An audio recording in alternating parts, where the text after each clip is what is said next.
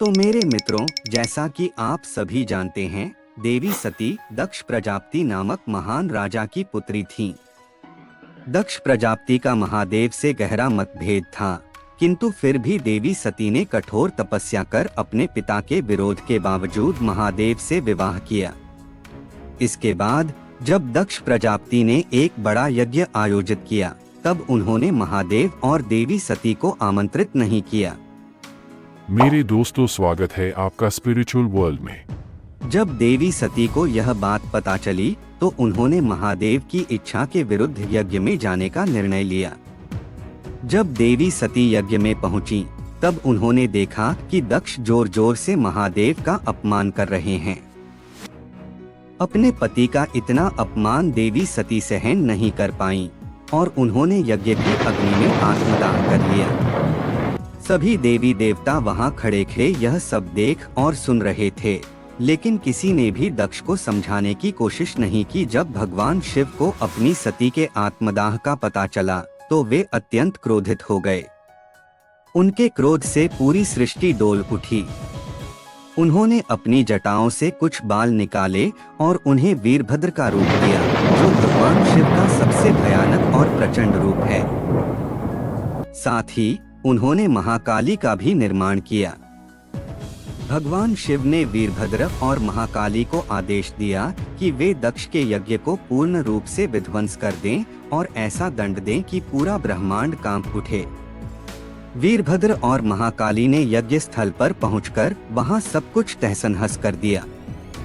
जब वीरभद्र दक्ष को मारने गए तो सबसे पहले देवराज इंद्र ने बीच में आकर उन्हें रोकने की कोशिश की। वीरभद्र ने इंद्र को बुरी तरह पराजित कर मरणासन्न कर दिया। यह सब देखकर दक्ष ने भगवान विष्णु की शरण में जाने का निर्णय लिया। भगवान विष्णु ने उन्हें बताया कि शिव और वे दोनों एक ही हैं और भगवान शिव का अपमान करने के बाद कोई भी बच नहीं सकता।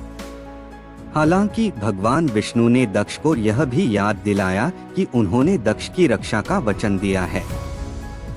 इसलिए भगवान विष्णु स्वयं वीरभद्र को समझाने के लिए आगे बढ़े।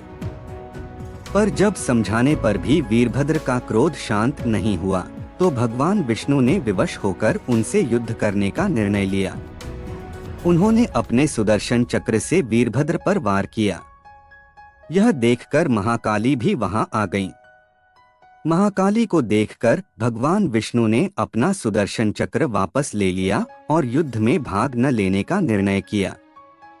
इसके बाद वीरभद्र और महाकाली ने दक्ष का सिर उखाड़कर यज्ञ में डाल दिया और दक्ष को मार दिया।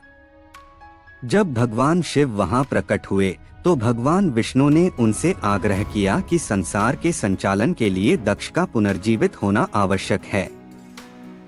शिव ने विष्णु की प्रार्थना स्वीकार की और दक्ष के शरीर पर बकरे का सिर लगाकर उसे पुनर्जीवित कर दिया।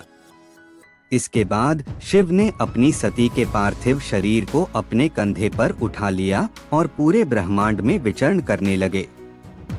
भगवान शिव ने अपनी सती के वियोग में प्रचंड तांडव करना शुरू कर दिया, जिससे पृथ्वी का संतुलन बिगड़ने लगा।